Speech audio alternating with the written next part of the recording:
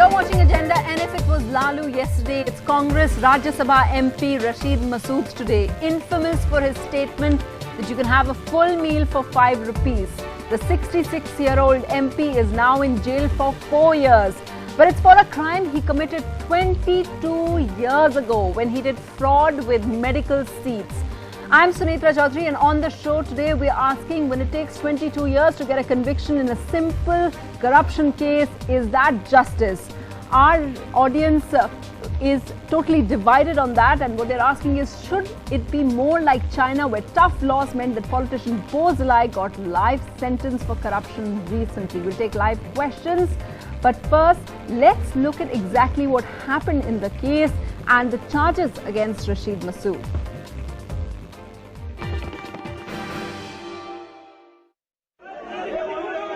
In just 2 days, 2 high-profile lawmakers finding themselves behind bars. A day after a court in Ranchi found former Bihar Chief Minister Lalu Yadav guilty of corruption, a special CBI court in Delhi today sent Congress Rajya Sabha Member of Parliament Rasheed Masood to 4 years in jail for fraudulently giving away seats in medical colleges 22 years ago, when he was the health minister in the VP Singh government. The trial lasted for 17 years. Masood and 13 others were convicted last month. Today, the prosecution sought the maximum 7 years jail term.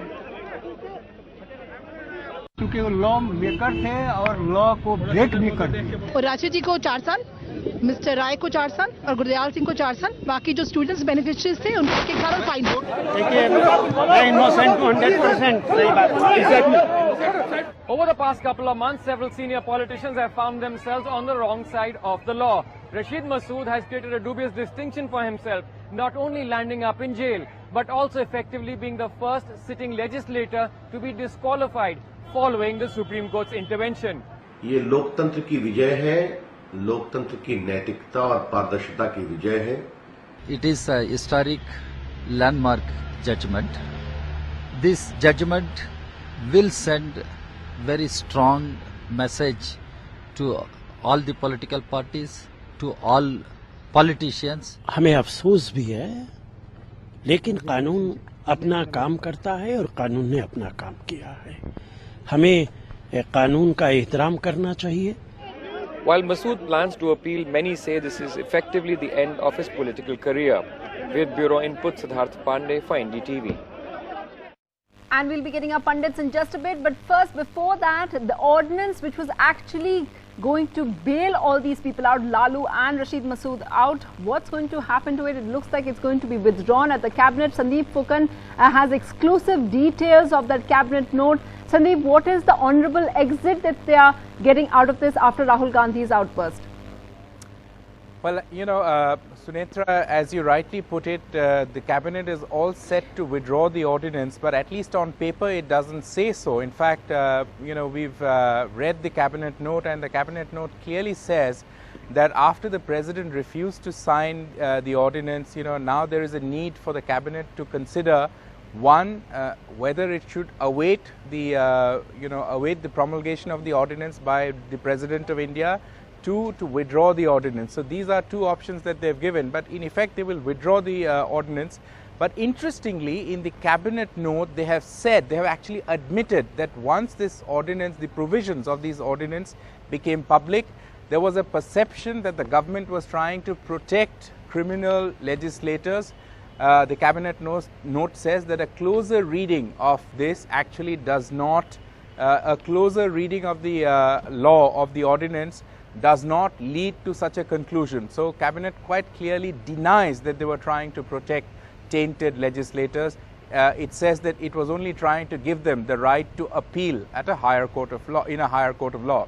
Sandeep Fukan reporting from Capital. Now let's go to our pundits this evening on Agenda on whether this judgment actually, whether it shows justice being done or not. We have Arima Sundaram joining us from the Capital. He's saying that, of course, this isn't a case of justice being done, coming 22 years after. And also we have here in studio CBI lawyer, somebody who's representing CBI in cold case. That's Amit Anand Tiwari. And also, but of course, he's a CBI on record and he's defending CBI. Now, the first talking point that we're asking. 4-year jail term after 22 years. Too little, too late. Mr. Sundaram, why do you think so? I don't know about the too little part, but certainly the too late, in a way that I feel it's a very sad reflection. It's such a serious crime.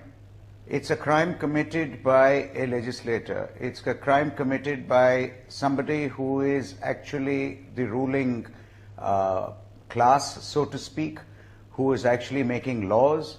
And a person like that for 22 years, he is a person who obviously was guilty when he committed the crime. The punishment has come 22 years later.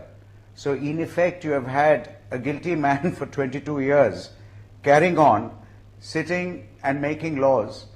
And I feel that what this really reflects on is that we have to have a very, very fast-track court to deal with corruption cases, to deal with cases which deal with legislators, ministers, or anybody else who are involved in any scams. We have to have very fast cases on this, because their disqualification, if they are to be disqualified, if they are guilty, arises only after they are found guilty. Yes. Which means that until such time that they are found guilty, they continue where they are, they continue doing all the things and acting as legislators, whereas once they are found guilty, they are disqualified. So Yes. I believe this is really, for us, a shot in the arm that let's get fast-track courts for these corruption cases. Fast-track courts is one thing that you're asking for, but Mr. Tiwari, how can you even argue that this isn't, that this is actually a victory for justice, because it comes 22 years later? All of the students who were affected at that time, it may have spoiled many careers. The question that actually need to be put in the right perspective is that such crimes are actually committed in a clandestine manner. When we talk about corruption crimes, they are not crime like murder, where offense is immediately detected. It takes some time. See, it may have taken not a reasonable period of time. 17 years in Lalu Yadav's Lalu case. Yadav case, kindly look at the amount of investigation which is required to be carried on. Evidences have to be collected. It is not that one offense has been committed at one place, you go pick that person and immediately bring him before the court. It has so many ends to be tied up. Mr. Sundaram, do you So agree many with ends this? to be tied up, and therefore... Certainly not. I'm sorry, I want to know if it is felt that investigation required 17 years or 22 years, I would really like to know on a day-to-day basis how these 22 years are being accounted for investigating. I cannot understand this. I can understand if you say investigation will take a period of 6 months. I can understand if you say there's a lot to investigate, therefore it's a year.